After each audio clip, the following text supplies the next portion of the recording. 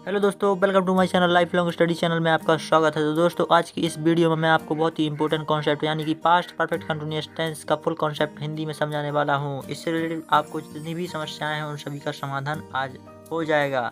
Past perfect continuous tense से संबंधित जितनी भी आपको समस्याएं होती हैं अब वो नहीं होने वाली हैं। तो जल्दी से जल्दी हमारे चैनल को सब्सक्राइब कर लीजिए, साथ ही साथ बेल आइकन को प्रेस कर लीजिए। तो चलिए देख लेते हैं इसकी definition, rules, formula with example में आपको सब कुछ समझाने वाला हूं। तो चलिए चलते हैं टॉपिक की ओर। तो आपका टॉपिक है पास्ट परफेक्ट कंटिन्यूअस टेंस। इस टेंस की वजह से अगर आप परेशान होते हैं तो अब परेशानी समझ लीजिए गई।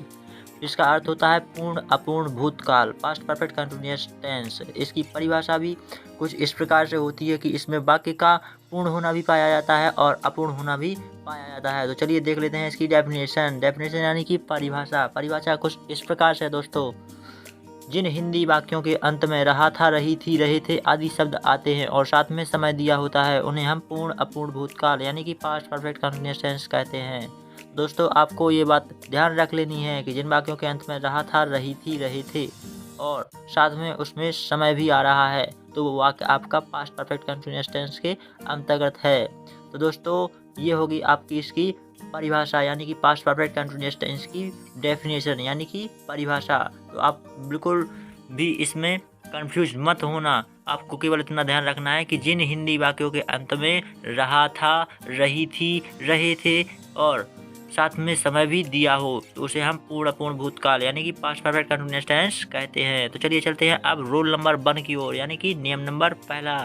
तो नियम नंबर पहला कुछ आपका दोस्तों इस प्रकार से है यानी कि इस टेंस यानी कि इस काल में एक वचन करता हूँ जैसे ही, सी, इट या किसी का नाम के साथ और बहुवचन करता हूँ आई, बी, दे, यू के साथ यानी कि एक वचन और बहुवचन करता हूँ दोनों के साथ ही कौन सी सहायक क्रिया का प्रयोग किया जाता है? हैड बीन सहायक क्रिया का प्रयोग किया जाता है। जी हाँ दोस्तों, हैड बीन सहायक क्रिया का प्रयोग किया जाता है, चाहे वो आपका सब्जेक्ट सिंगुलर हो या फिर सब्जेक्ट प्लूरल हो। यानी कि मेरे कहने का मतलब है चाहे वो आपका सब्जेक्ट यानी कि कर्ता एक वचन हो या फिर कर्ता बहुवचन हो। एक वचन कर्ता ही, सी, इट या किसी का नाम होता है तथा बहुवचन कर्ता आई, बी, दे, यू आदि होते हैं। तो एक वचन व बहुवचन दोनों कर्ताओं के साथ में आपको हैड बीन सहायक क्रिया का प्रयोग करना है। तो चलिए चलते हैं अब नेक्स्ट टॉपिक की ओर यानी कि रूल नंबर 2। रूल नंबर 2 यानी कि नियम नंबर 2। तो नियम नंबर 2 कुछ इस प्रकार से है दोस्तों कि इस टेंस या इस काल में मुख्य क्रिया यानी कि मेन वर्ब का फर्स्ट फॉर्म लिखते हैं, साथ में आईएनजी जोड़ देते हैं। निश्चित समय के लिए सिंस और अनिश्चित समय के लिए फॉर का प्रयोग करते हैं। तो अब आता है आपका एफर्मेटिव सेंटेंस फार्मूला। तो एफर्मेटिव सेंटेंस फार्मूला का मतलब होता है साधारण वाक्यों के लिए जो फार्मूला यूज किया जाता है वही आपका सेम टू सेम। देख लीजिए, subject plus had been plus main verb first form plus ING plus subject plus since या फॉर प्लस टाइम।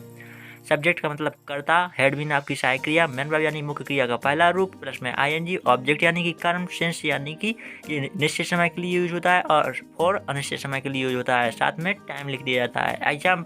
एग्जाम्पल कुछ इस प्रकार से दोस्तों, रानू प्रातः काल से कार्य कर रहा था। तो इसमें समय भी दिया है और साथ में रहा था भी है और सब्जेक्ट है आपका रानू। तो इसको हम सिंपली से इसी एफर्मेटिव सेंटेंस फार्मूला में रख देंगे और आपका वाक्य बन जाएगा Ranu had been doing work since morning. तो चलिए चलते हैं नेगेटिव सेंटेंस फार्मूला की ओर।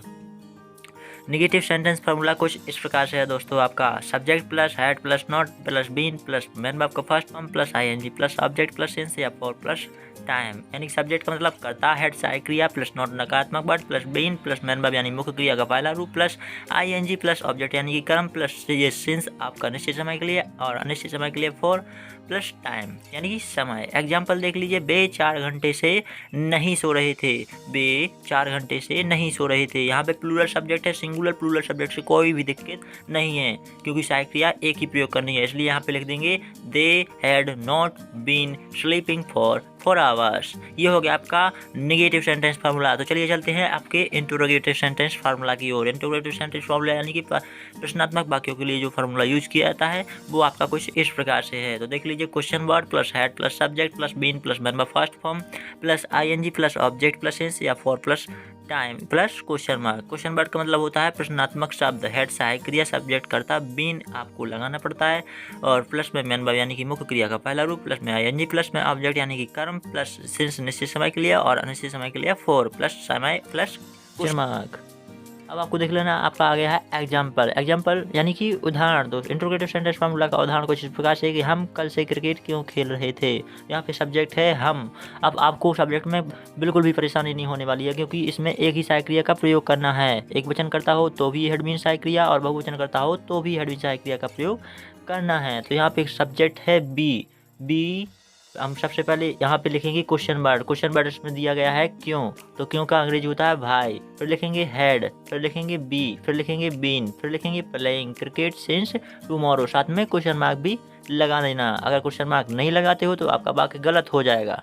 तो अब दोस्तों आशा करता हूँ कि हमारी वीडियो आपको अच्छी लगी हो तो लाइक कर दीजिए। हमारे चैनल को सब्सक्राइब करना बिल्कुल ना भूलें। साथ ही साथ बेल आइकन को प्रेस कर लीजिए, जिससे हमारे आने वाली हर वीडियो की नोटिफिकेशन आप तक जल्दी पहुँच सके।